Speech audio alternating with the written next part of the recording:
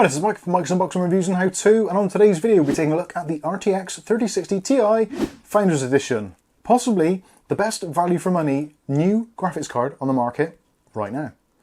Keep watching to find out more.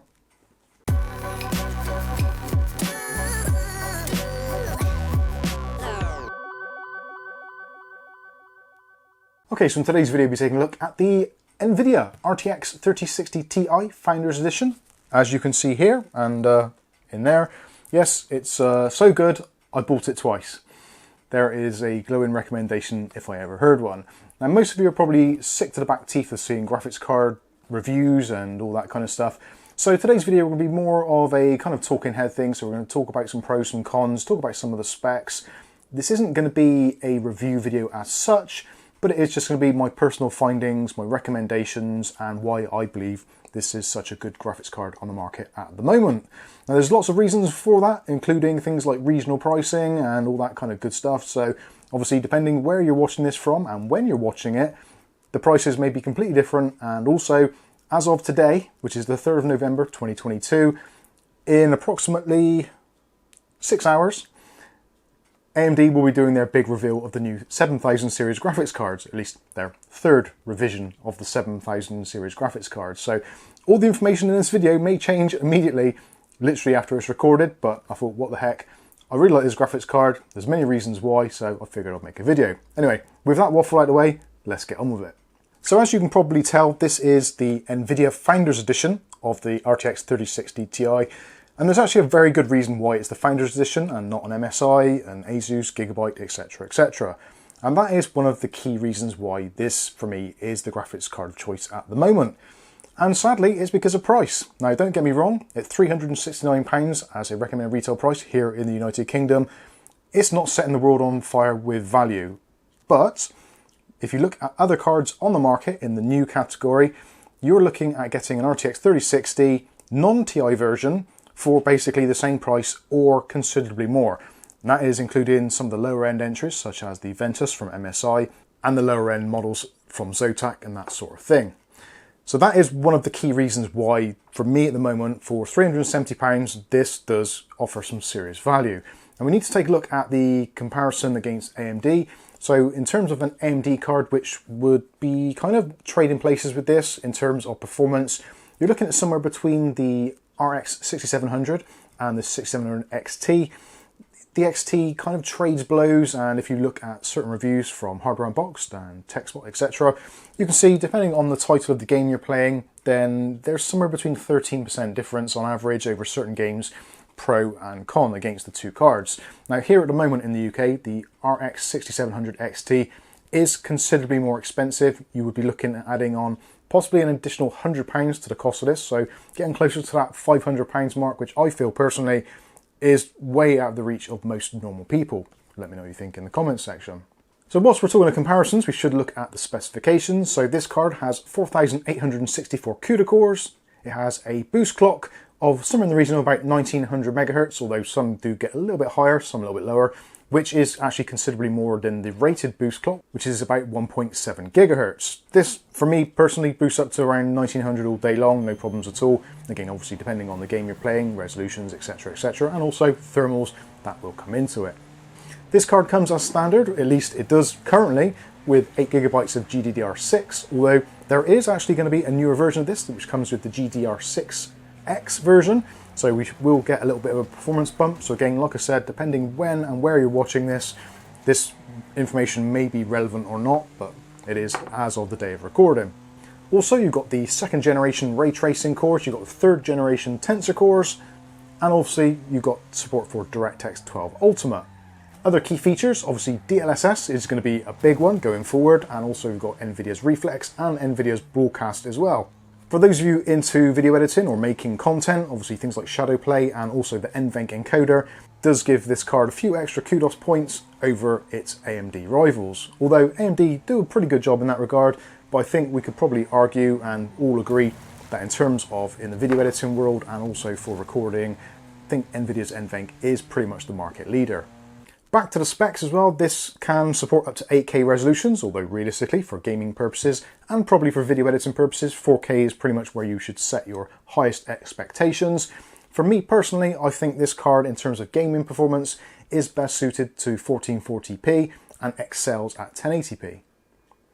And in fact, most of the footage that you're seeing as B-roll and gameplay was all recorded using Nvidia's own internal software and was all recorded at 1440p, 60 frames per second, as is the limit of the software, and it all runs absolutely wonderfully, looks great, and is super easy to do. No need for extra software such as OBS or any external capture cards. So if you are considering making content and you want to just use the graphics card, you don't want to have a secondary streaming PC, then again, this may be the key. Another key factor for me personally is going to be energy efficiency. Now, when we talk about energy efficiency at the end of 2022, it's been kind of a bit of a mad year in total. It really has. Obviously, energy prices are spiraling, and the new graphics cards from Nvidia, the 40 series, are using a ridiculous amount of power. This has a kind of top TDP of around about 200 watts, and actually in gameplay, using the Nvidia overlay, I can quite easily say that is absolutely true. It does get up to around about 200 watts. Now, obviously, if you want to, you can overclock it or undervolt it, all those kinds of things, should you want to, and you may be able to increase or reduce that figure accordingly. But one of the key things about that, being a 200 watt card, is the fact that we can use one of these. So this is Nvidia's adapter, which converts a PCI Express 8-pin cable into one of their new 12-pin cables. Now, this isn't the 16-pin version, which we see on the newer 4000 series, although if you do actually buy a power supply with the modern PCI Express Gen 5 connection, it will actually fit. So there is a little bit of an extra cutout in the graphics card, so it will physically fit should you want to use one. So let's take a closer look at the card itself and look at some other reasons why this may actually be appealing to you. Now, the first thing is going to be the size. Even though it is a heavy sucker and is extremely weighty because of the solid build construction and the awesome cooler, it is actually pretty compact. In fact, the total length of the card is roughly the same as that of an ATX motherboard, a standard, which again, you're probably seeing for some B-roll.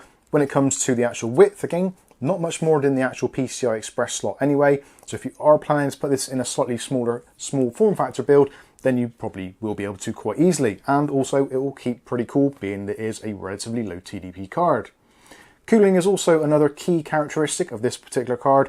The fans and the actual cooling setup on here is really good and does a fantastic job. Anyone who's owned a 20 series card will know that the Founders Edition was a little bit on the noisy side, whereas with the 30 series, that has been pretty much entirely remedied by the new fans, the new cooler, and also the fact that we do have 0 RPM technology. So when the graphics card is pretty much idling, the fans will be absolutely still and absolutely silent. Something else as well, in terms of silence, these are one of the few cards that I've actually found that have virtually no coil whine. Whether or not that is because there's just so much metal and the sound physically cannot get out, I do not know. But let me know in the comment section, have you owned one of these Founders Edition cards and found it to have coil whine? I'm yet to find one that has. In terms of outputs, as we said earlier, so this will support up to kind of 8K resolutions. Realistically, 1440p 4K is where you should be aiming or looking, or high refresh rate 1080p. When it comes to outputs, we've got a single HDMI and we've got 3 display ports. So multi-monitor setups are going to be absolutely easy to achieve with this card. And again, it is only a dual slot card, so it should fit in most builds.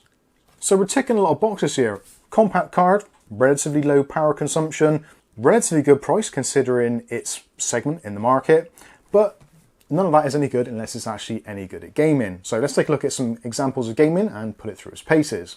Now, like I've said already, all of this is recorded using Nvidia's built-in software. So just basically, once it's installed, unfortunately, you do have to register the Geforce Now software, which is a bit of a pain. Would be nice if you didn't have to put in a username, password, and all that kind of stuff, but it is what it is. But this is really easy to use, it's built in. You can choose to save the actual footage wherever you want to, and there's various presets to allow you to get either better quality or lower frame rates, or a combination of both, or smaller file sizes, all that kind of usual stuff. So it works really well, and actually I find it easier to use than OBS for actual desktop recording.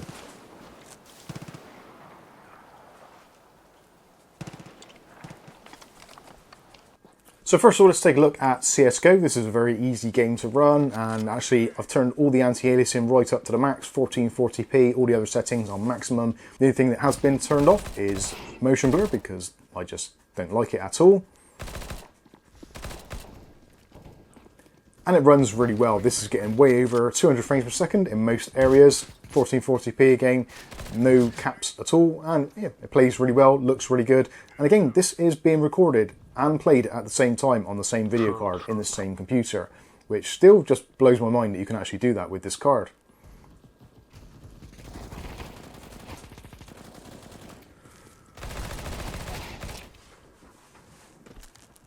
Something else which is actually very easy to run, although if you crank up the settings, does seem to have a little bit of a knock on performance. So this is Rocket League. Again, exactly the same, 1440p, unlocked frame rate, and we're getting very high frame rates indeed. Very competitive gameplay if you wanted to at 1440p with all the eye candy turned on. Very smooth, very fluid. It looks great and it plays really, really well.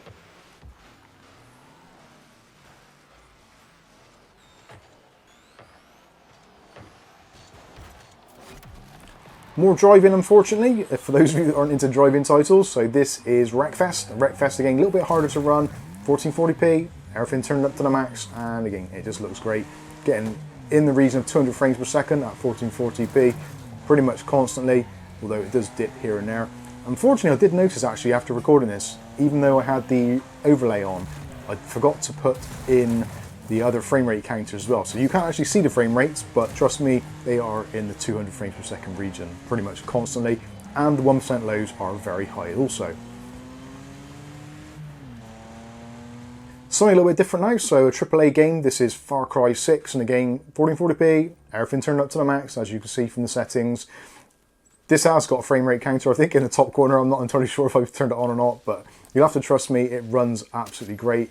Run about 150 frames per second, so if you're looking at a 1440p monitor, 165 Hz refresh rate, this is going to be absolutely perfect for you. And in fact, that is the monitor I'm using, which you can check out from the review we did a little while back from Electric. It's a fantastic little monitor actually. It does support HDR, but I chose not to put HDR for this because it doesn't always translate well in videos. But the game runs really well, very smooth, no dropouts, dips, all that kind of stuff. Runs very well. And again, we are recording this at the same time as playing it on the same PC, which again, it still just blows my mind that we can actually do that.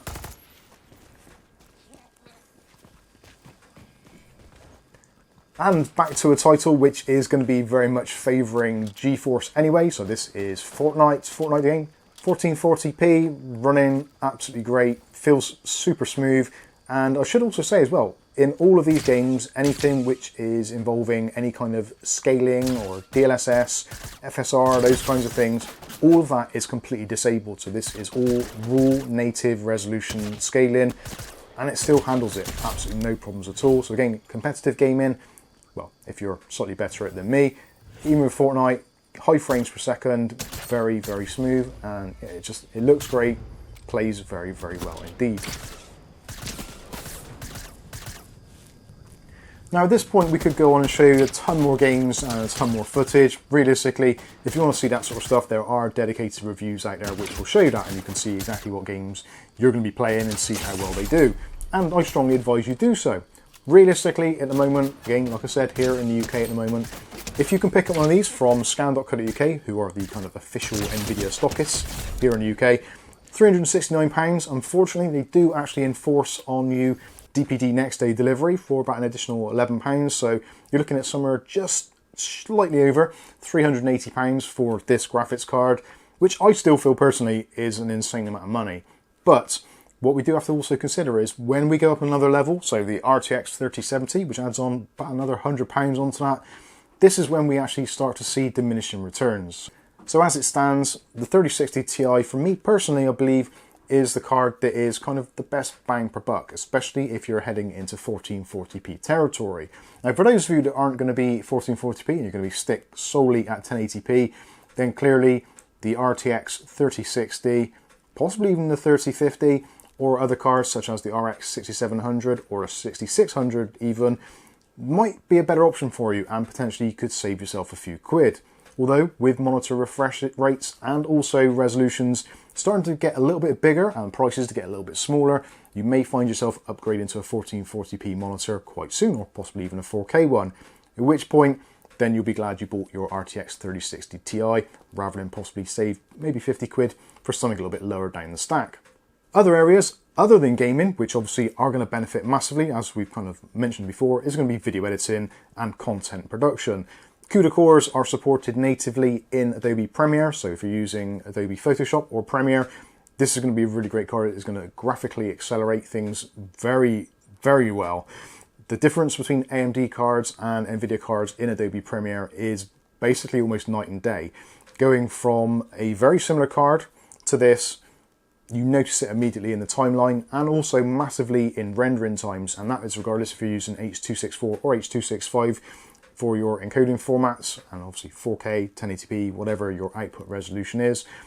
For me personally, this was worth its investment just for the video editing alone because of the amount of time it saves, and also it's a lot smoother on the timeline, so it makes editing much quicker. For those of you that are obviously on the other side of the fence using things like OBS, OBS supports NVENC directly, so you can just tick a box and all of a sudden all of your streaming and graphical acceleration within OBS is handled much, much easier. Arguably AMD do a pretty good job in that respect as well, but I think Nvidia does take the win there. So that's going to pretty much wrap things up. We've covered a lot of ground there and a lot of my own personal findings, but for me, like I said, price can't really be matched, especially in the new market. Performance, yep, we're pretty much taking a win there as well.